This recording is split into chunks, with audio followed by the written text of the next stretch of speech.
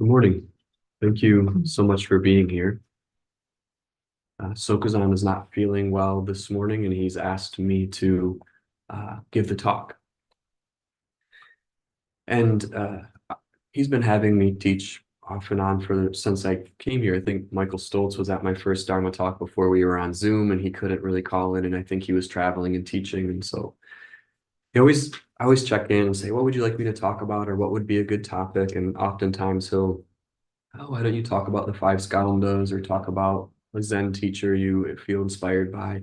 And today he gave me a title, which I thought was neat. As you all know, he titles his talks. They all have different titles. And so he actually gave me a talk title today, and it's Trap of Believing. The Trap of Believing, it was Trap of Believing. And this is just an incredible topic to talk about as practitioners, because it really helps us bring into focus some of the contrast of how we have related to our world before practice and how we're endeavoring to relate to our world now as practitioners. And so our entire life, we're conditioned to make assumptions and to create different ways of evaluating and compartmentalizing, making rational the world around us. We're constantly trying to make sense of the movement that occurs in our sense fields. And it works pretty well because we all kind of agree with one another. We would call that a consensus reality. We live in a consensus reality. And when someone falls outside of that consensus, they're ill. They're not very smart. There's something wrong with them. They don't understand how we understand. When we come to a practice like Buddhism or any spiritual practice, it endeavors or encourages us to begin to look beyond just the up and down, the back and forth, the reasonable aspects of our phenomenal world, to see something that Sokuzan talks about as not separate. It's talked about as non-duality. And this is where we start to have trouble, because we try to take the teachings and use the same processing mind to get the same sort of results we would get out of our traditional approach to the world. We don't get rid of logic. We don't get rid of reasoning. We don't get rid of our ability to interact with the world. But there is a certain trap that comes along with these beliefs. There's a certain fixation that begins to arise when we start to feel the fear of groundlessness or spaciousness. That when we sit down to look at the mind, when we are given the instruction to just observe, that's very difficult, because we want to take that simple instruction of just observing, which is hardly an activity at all, and we want to find a way to believe in it by looking at the mind and grasping at it and reassuring ourselves that we're doing this correctly. So it's the trap of believing. And I can't help it. I think of that Star Wars, one of those early Star Wars films. It's a trap, with the rebels. With The rebels, wasn't it the rebels that said it was one of the aliens that says it's a trap? I remember it was a very peculiar looking 80s style alien. I'll So I'd like to look at this a little bit today and how we can begin to address those beliefs that we grasp onto. And it seems that the only way we can work with it, if we take, again, that same logical mind and try to dissect the belief, we're just creating more and more subtle beliefs. And so there's a sort of vulnerability when we take an attitude of just receiving, that we don't actually have to come to any conclusions or dissect the beliefs themselves, but we want to bring them front and center as clearly as possible. We want to look at them as clearly as possible and notice the impulse to come to conclusions about the beliefs. We want to notice how quickly we want to take the beliefs out into the world to prove a point. That point may be our own self-worth. It may be the validity of the world around us, but we want to come to some conclusion with that belief. And so as practitioners, one of the ways we can begin to investigate belief is by looking at what Sokuzan has talked about as the texture. The texture is always present. Sometimes we become so fixated on the content of our thoughts, the storyline, the actual words that we put to the belief, that we abandon everything else in our son's consciousnesses. We actually abandon the very impulse, that feeling of anxiety that arises when we feel like we need others to see that what we're doing is reasonable. We want to justify ourselves to the world around us. That impulse to explain, no, no, no, no, I'm not a bad person. No, no, no, I am a good person. And so one way of beginning to work with belief is to, one, you could, as Sokazan has suggested, look underneath the label of belief. In the midst of the story, in the midst of the spinning, in the midst of the production, see if we can't flash back into something that's a little bit more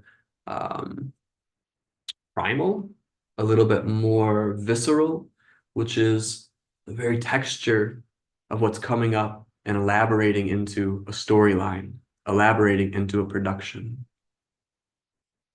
And sometimes this is easy because our beliefs are simple. They're pretty straightforward. They're very logical, and we don't take them too personally. But it's when the belief is rooted in our identity that we cannot imagine not pushing that belief on the world. Especially when we think that somebody else is wrong.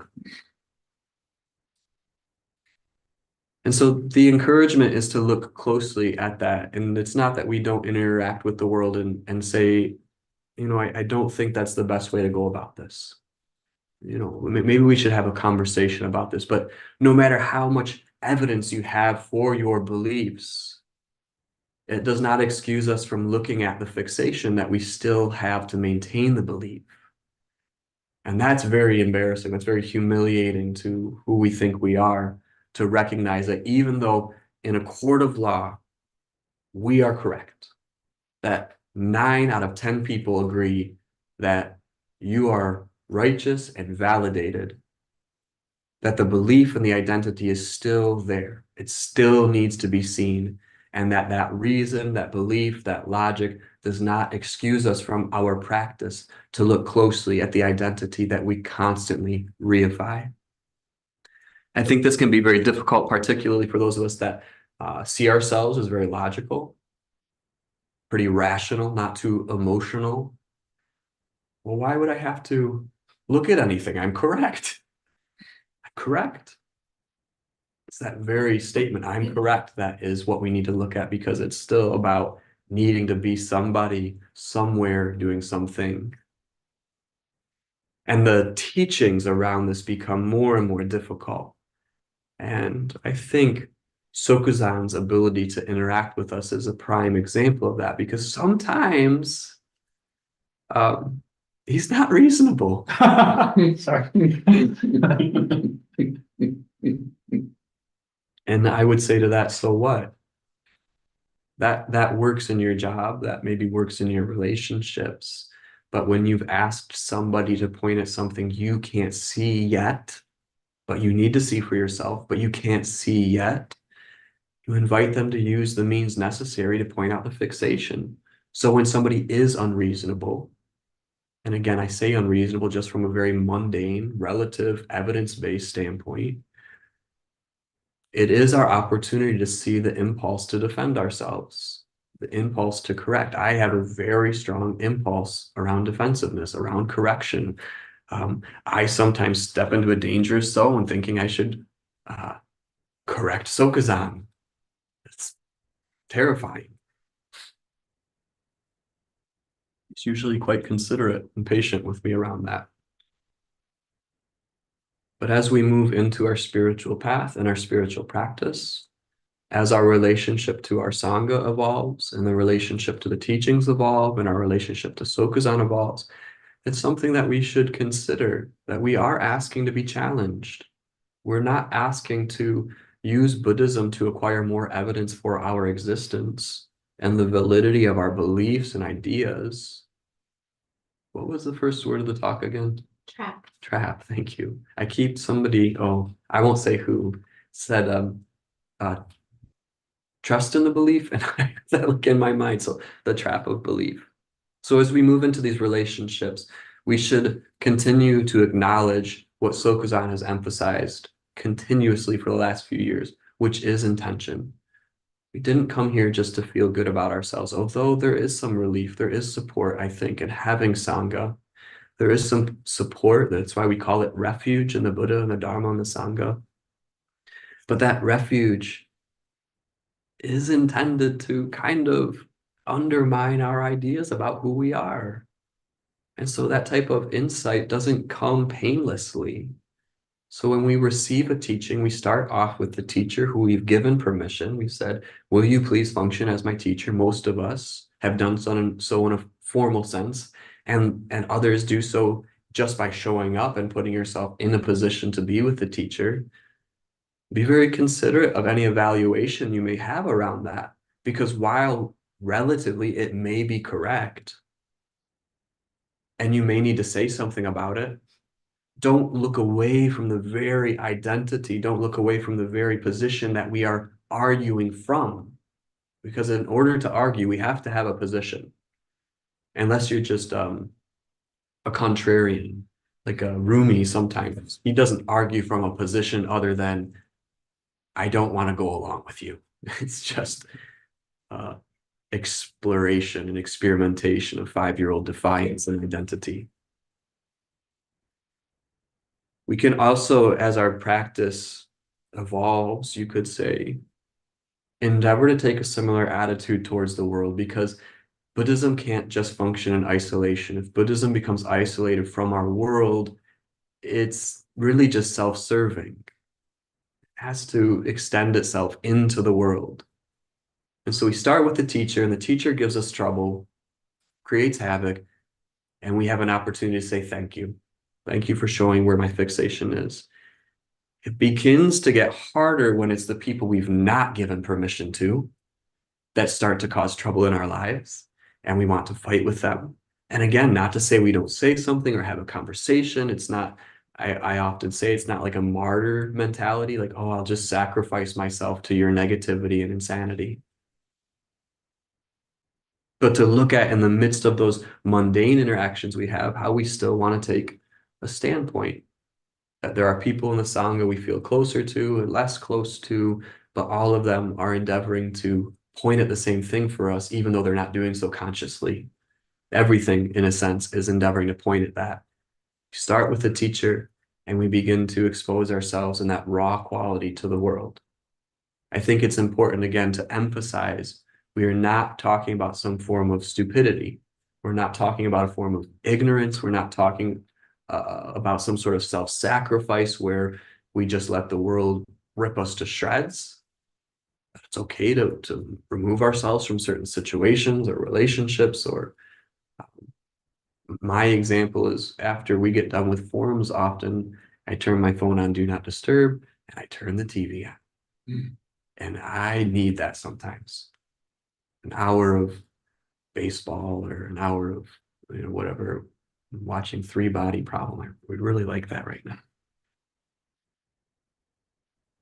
So the trap of belief is not to say that we do away with belief. We're not saying that belief is just this awful negative obstacle on the path. Because if we do that, then we say, well, the belief is real and we can only function clearly when we have no belief. But it's that constant refrain of the awareness of the belief itself. We want to look very closely at the belief and the tremendous amount of emotion and energy that backs up and reifies that belief. It's, to me, one of the biggest things to work with is how we want to take our emotions for the level of validity. It's like the more emotion we have around a belief, the more valid it is, because I feel it. I know it in my heart. I know it in my gut. And maybe that's true. Maybe there's some intuition there, but there's still a lot of positionality that has to occur for us to translate that into our actions and our words and our relationships to the world. So Kazan talks about no reference point or groundlessness or spaciousness or an open dimension.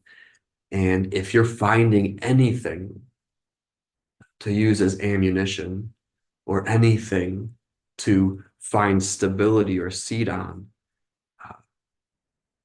we're still needing to look more closely at what that is that Sokuzan's pointing at as referencelessness.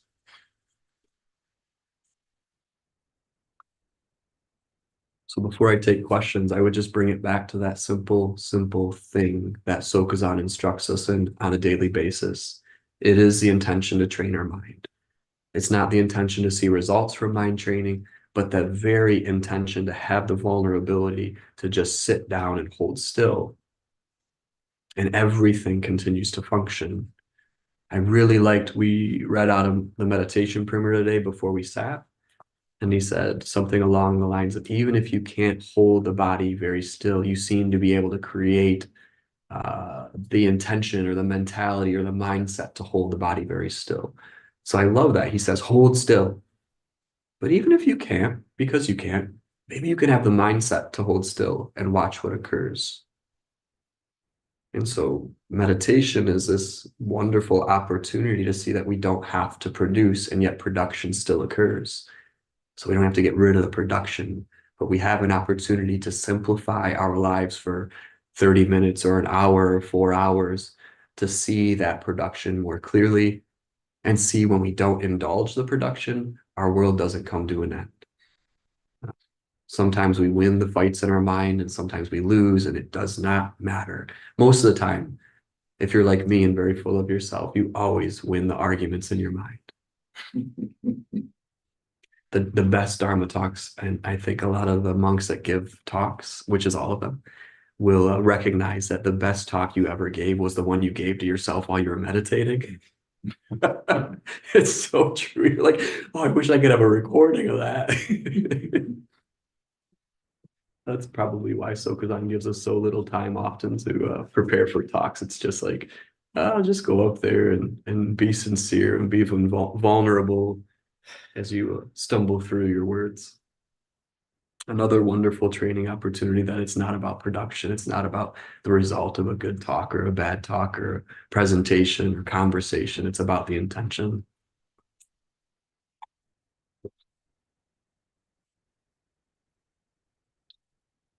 I would take any questions if there are questions at this point. Michael? Michael Bowing. Sometimes I see the density of my belief and I become frustrated. And then another thought that follows that is I need to sit more. And that seems like another belief and another trap. How can I work with that when that comes up? My understanding would be that everything you just described is completely valid, and the belief is that there's some activity that needs to be exerted, and that fuels it. And so, however elaborate the thoughts become, the first judgment, the second judgment, the third judgment, they happen so spontaneously. There's no particular need to simplify back to something that's like an original thought. But when you say the thought that I need to sit more, sometimes our thoughts can be pretty helpful on the path, and that you don't even have to tell yourself that. Sokuzan can tell you that, and you may repeat it in your mind, but I think that that's probably a pretty good way of working with it if this resonates. Because again, if we just use that traditional mindset to traverse the spiritual path, all we're going to do is accumulate what feels good, discriminate against what doesn't feel good, and we've just got a more complicated or sophisticated version of our spinning. And so the sitting helps create create a container to see that spinning. So the evaluation, not a problem. It doesn't indicate that you're doing something incorrectly, but you could utilize that little thought. Maybe I should sit more to say, yeah, I am going to sit more, which you do, and you've been coming quite a bit lately. Maybe be a new resident for a second time. It would be great. Further on that, No, that was helpful. Thank you. Nishikai. You said that the Sangha helps us almost unconsciously, or maybe a more direct question is how does the Sangha help us see what we believe, specifically when there's no feedback? Often we don't meddle with each other. The feedback is arising entirely right here. And so when I say the Sangha is helping us unconsciously, it's not because any one of us, myself included, can say something that's really profound that cuts to something for you. That may happen, but it's just a very functioning in the midst of others' confusion that triggers us in different ways. Sometimes it triggers us positively in the sense of it feels like pleasant to be around a situation, and sometimes it triggers us negatively in the sense that we find something abrasive or distasteful. And it really has nothing to do with the other person because someone may have a very sincere intention to want to help you and say nice things and try to give you advice. And that is maybe very abrasive to you. So that interaction, it's not because they're very insightful, but because it triggers that defense. It triggers that solidification, that locking down, the fixation of, I don't have to take this, that it's pointing to our positionality. And similarly, in the sense of the positive interactions we have, it's like that magnetism, that wanting to be more around that person. It's about acquiring or getting something. And that's why I say, in a sense, that everything is doing that. Everything is, it triggers beliefs and ideas and projections and assumptions that can be looked at. In order to take the attitude to receive all that, though, is why I say it's pretty helpful to start with a teacher where you actively and very directly give somebody permission to function in that capacity. But it's similar that the teacher, and in this case, Sokuzan, doesn't necessarily premeditate those actions, doesn't necessarily premeditate that pointing or poking. It's just by proximity, it seems, and an intention that that can happen. So similarly, you're in close proximity with the residents, the monks, the practitioners, the Sangha, the people that come and go from the space. Just by being in proximity and interacting, things are triggered, positive, negative, and neutral. And all of them point to where we still believe there is solidity, where we still believe there's locality and identity. So we're on. So Grand bowing along those same lines, when with Sangha and returning to our intention with Sangha, Yes. when right and wrong arise and we haven't seen through self, how can we include and still practice believing that we're right? To me, the wonderful thing is that it happens simultaneously. Your ability to practice with that does not require getting rid of right and wrong first. It's like you can be completely convinced and validated, but you can still have the intention to look at what is it that I believe? What is it that I need to grasp onto to reify that belief? What would happen if I lost? Or any number of things. But that's why I go back to texture, is that in the midst of that outflow, whether it's outflowing internally as a form of thoughts and retelling yourself the story, or if it outflows externally, vocally, or for some of us, like myself, body language, we can still have the intention to look at that as part of the path. We don't have to feel it. We don't have to like, oh, I can tell I'm really working with this. It may just feel like the burning, sludgy muck mess that is arising and spinning in consciousness. The persistence is important. The returning, as Sokuzan says, is important. So we continue to function by returning to the forms, returning to the teacher, the Buddha, the Dharma, the Sangha. And I think that that idea of just continuing is doesn't always feel helpful in the long run or in the short term. But as we look back, it's like it has been helpful for me to not abandon that because I didn't agree or I didn't like it or I had other thoughts about it.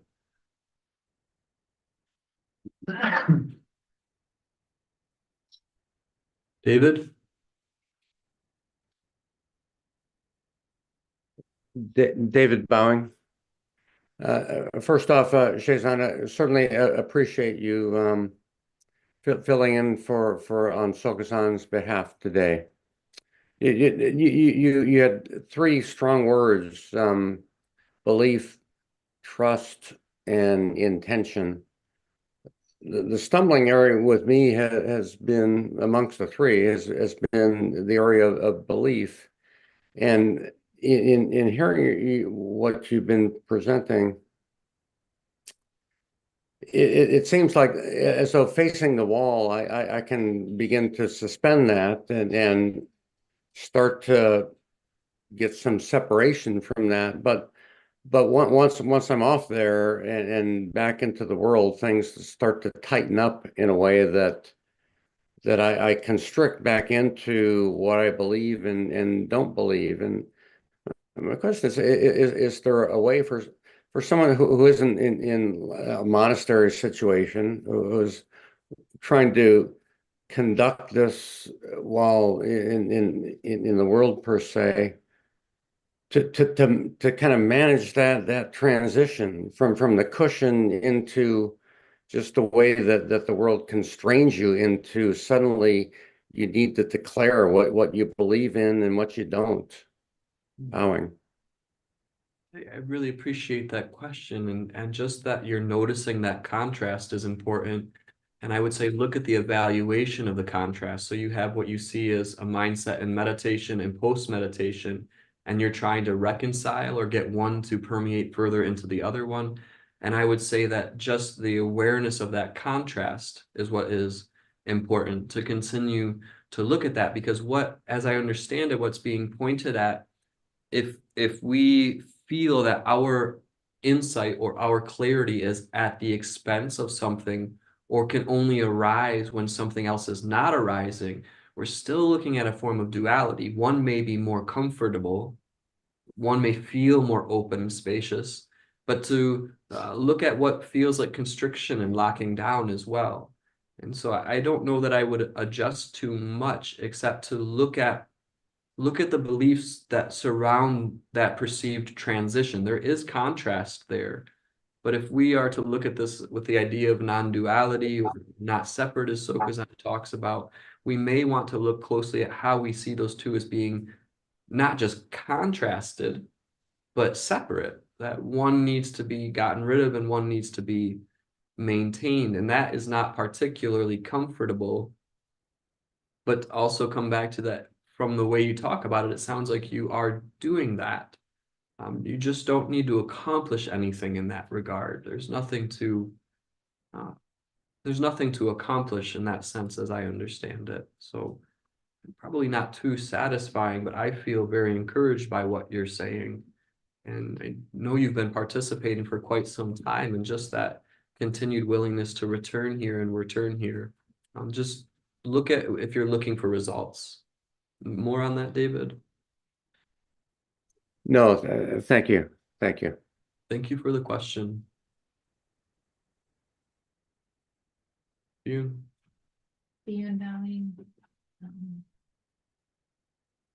I really want to trap my beliefs before they trap me. So there's like this constant crusade. Maybe the last year of like, gotta get the beliefs, but I'm a little more interested in befriending the beliefs and wondering how I can maybe move into that area. I don't know. What shows up immediately, you don't have to befriend them at all. It's that could be a aspect of the path where you start to take an attitude of, Sokuzan gives the instruction, thank you very much. Thank you very much. I have no complaints about anything whatsoever. You could actually make a gesture of bowing when you notice that, or internally of, I don't know what this is, but I'm going to work with it. But to also notice that to be trapped by the beliefs or to befriend the beliefs requires the belief to be real. It requires to have some sort of substance that allows you to work with it. And initially we have to work with it because it just shows up so solid. It's just so consuming at times. And so if you're saying, how do I befriend it? The first instruction would be ask Sokuzan, ask your teacher. But I come to some of those instructions he's given me, whether physically or mentally, to make a gesture towards that belief, which can be very painful, which is a gesture of gratitude or a gesture of receiving. And again, I come back to, you don't have to feel that. You don't have to make a gesture of gratitude and feel grateful. You know, it is not about the feeling of gratitude towards the belief and the trap and the hooks. It's about the gesture or the intention, but also bringing back our attention, our awareness to the story that we would be better off without them, or we'll be better off once we're not trapped by them. And that again doesn't have to resolve, but you are becoming more and more clear about those beliefs. Otherwise, you couldn't ask about them. They would just be puppeting you.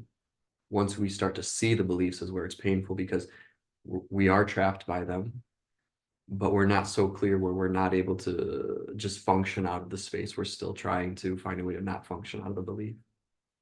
It's a hard area. I think about when Trungpa Rinpoche says it's better not to start, but once you start, it's better to finish. Because if we begin to have even the slightest glimpse of our suffering, we can't unsee it, but we're also not clear enough not to be consumed by it. So that's where better not to start. But once you start, if you catch a glimpse of this, it's best to finish. Be mine. So now I'm reminded of, in the chant says, if you wish to be enlightened, do not waste your time by night or day. For years, I've thought like, that's just like, don't waste your time, buddy. And now I'm thinking, oh, maybe it's don't waste your time, your precious life. And how do you see that? You're not black sitting through the night?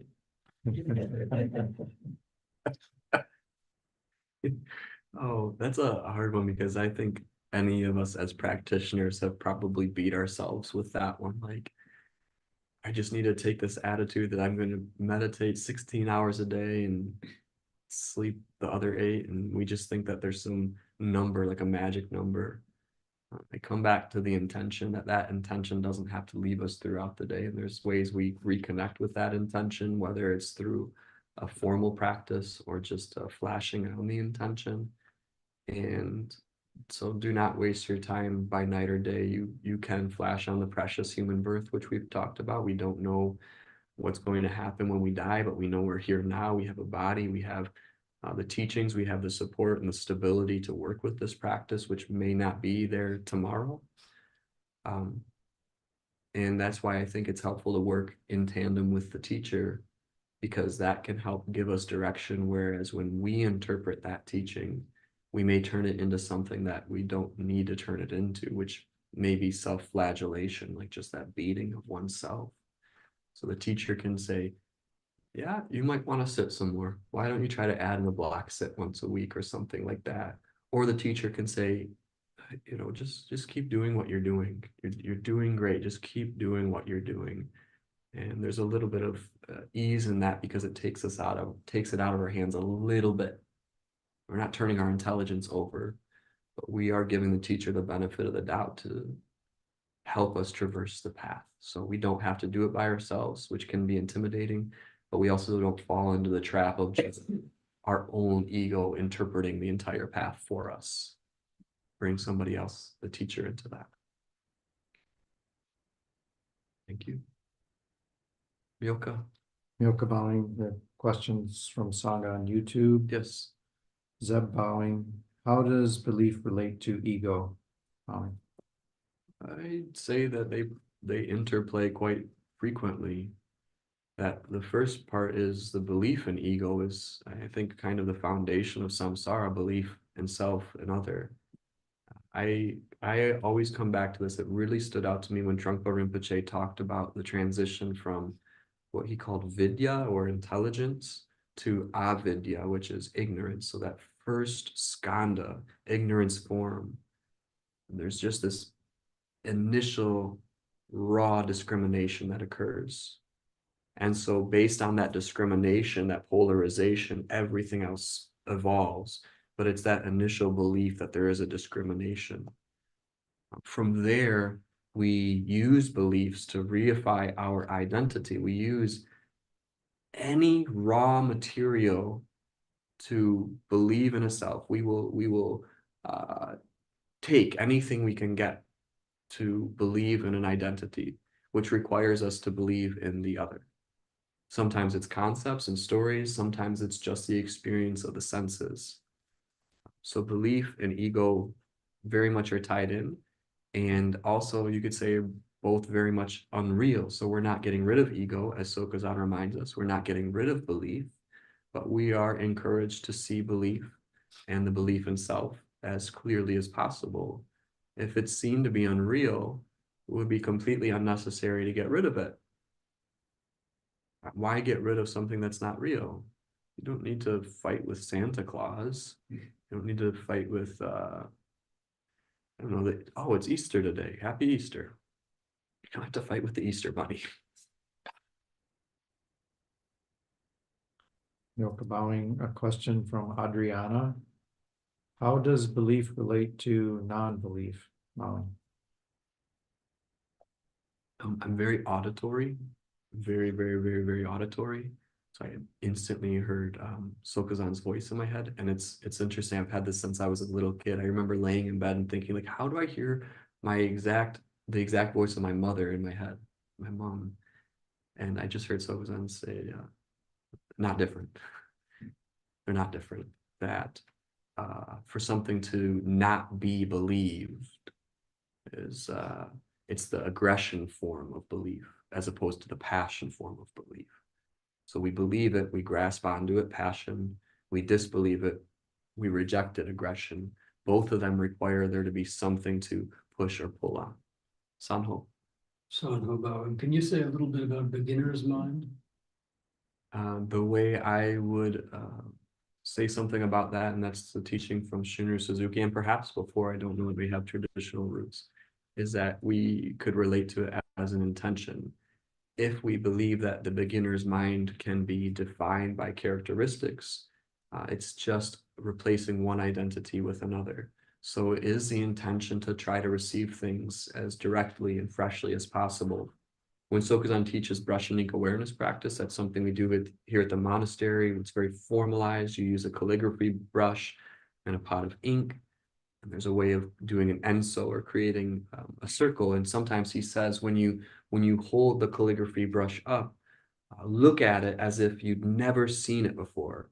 Well, of course you've seen it before, but you intend to see it. You intend to look at it. You intend to slow down for a moment and to just receive it. And to me, beginner's mind is a similar attitude where while we may not be able to actualize something being brand new to us, it could give us enough pause to look at it beyond just the first impulse to label it or to conceptualize it.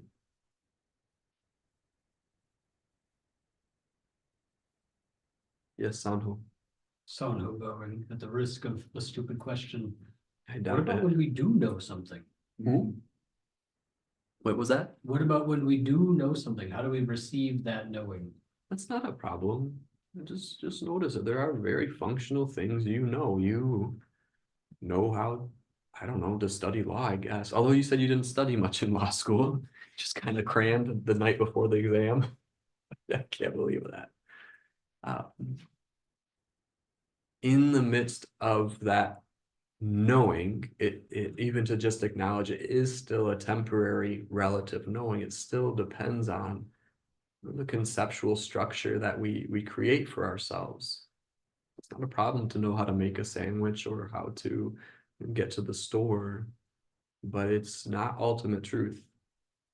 It can't be used to defend or promote anything for long.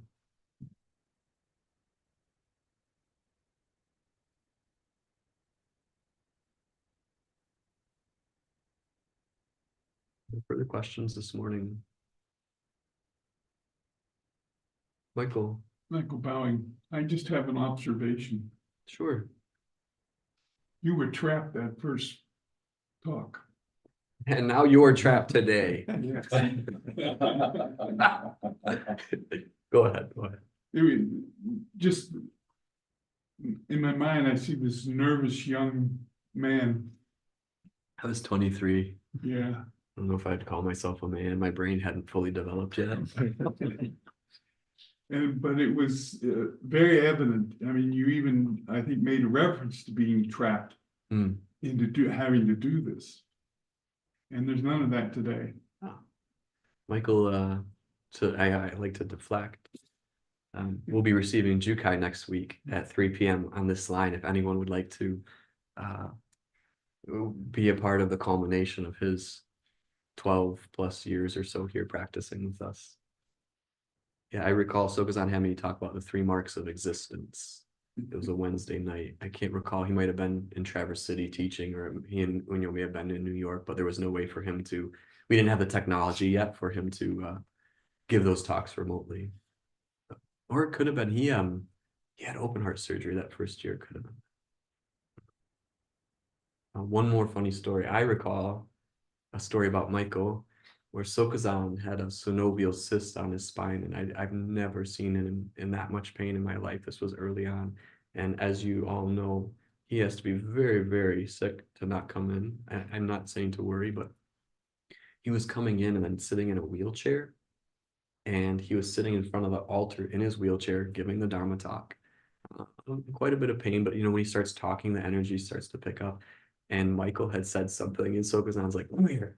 Do you remember when you sat in his lap?"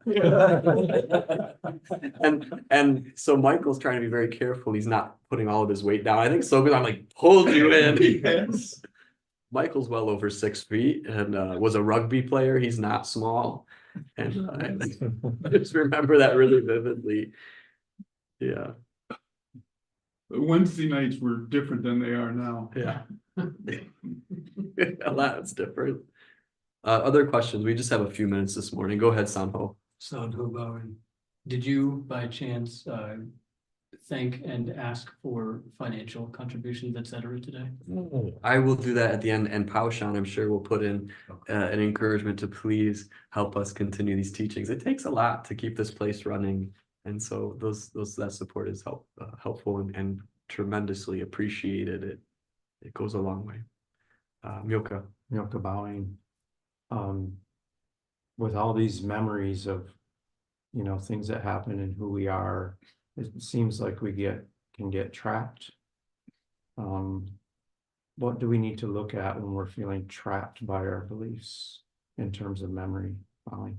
When you say what do we need to look at when we feel trapped, I would say look at that feeling of trappedness.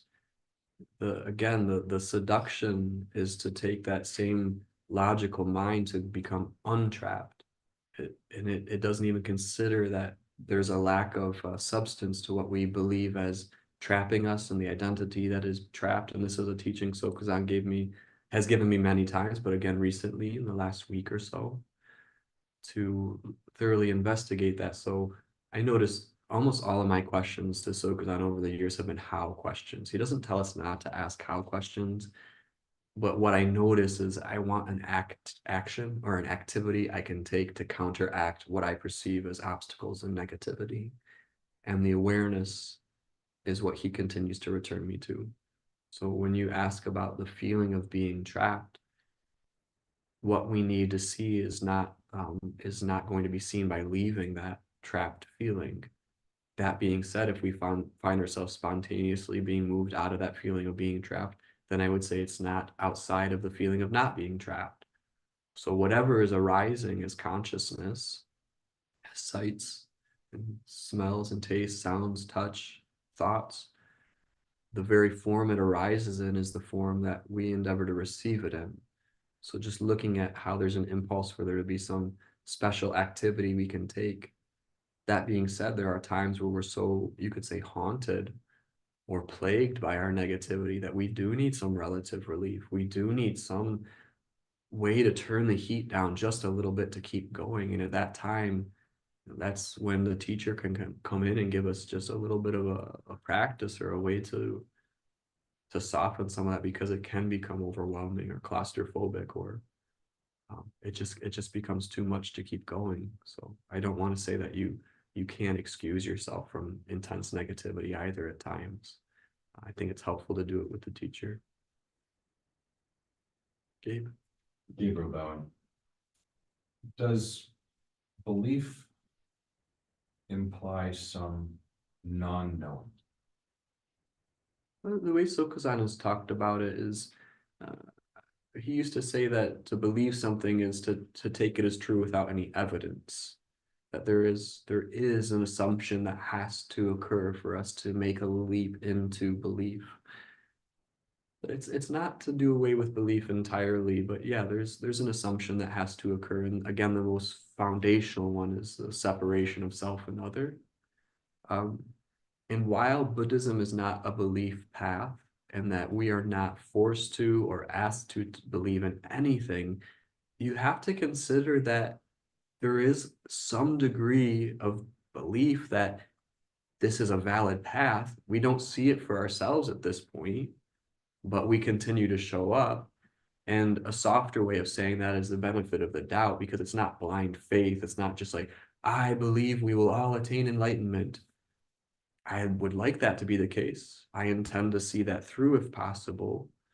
But I'm going to look at that closely, and I think that that's why it's so helpful that so much of Buddhism initially is very pragmatic.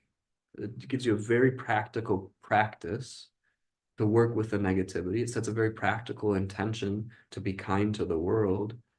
And it does so while acknowledging that everything is as it needs to be.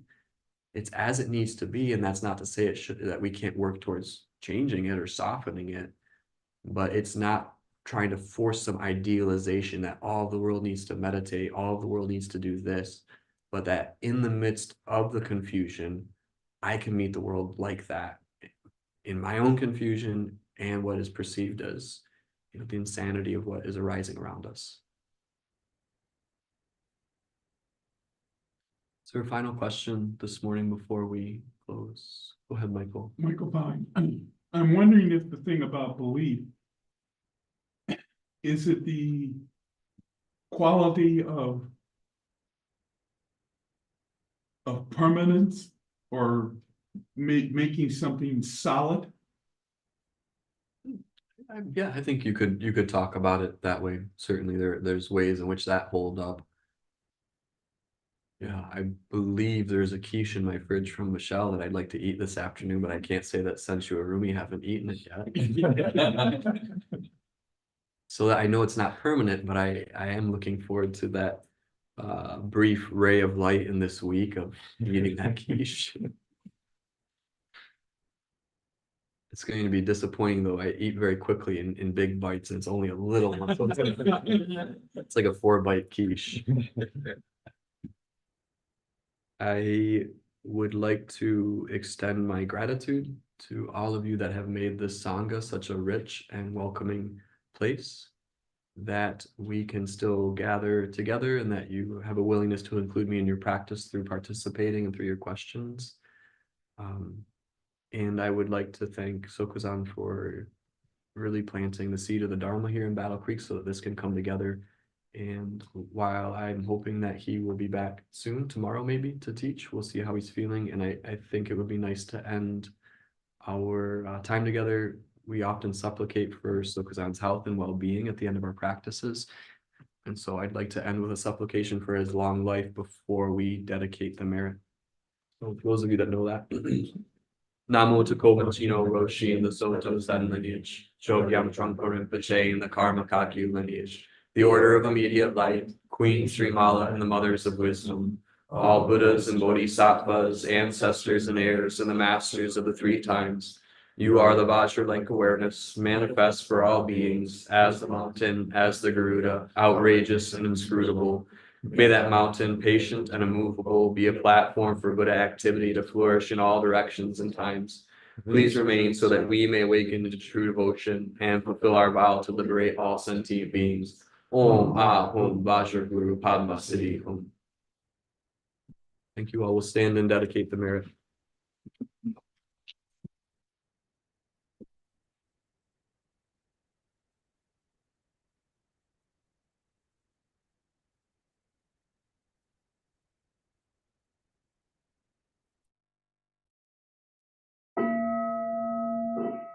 May the merit of this penetrate into all places, so that we and every sentient being together can realize the Buddha's way.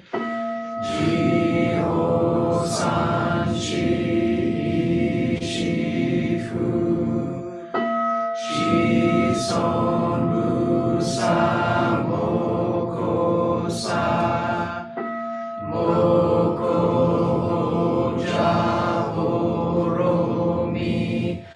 10 directions, the 3 times, all Buddhas, all venerable ones, Bodhisattvas, Mahasattvas, the great Prajna Paramita.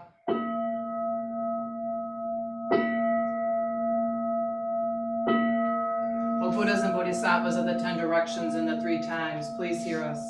Please come down out of the light and protect Sokokoji Buddhist Temple Monastery, our Sangha, families, friends, and visitors. Heal everyone who is unhappy, sick, or suffering, and fill them with light.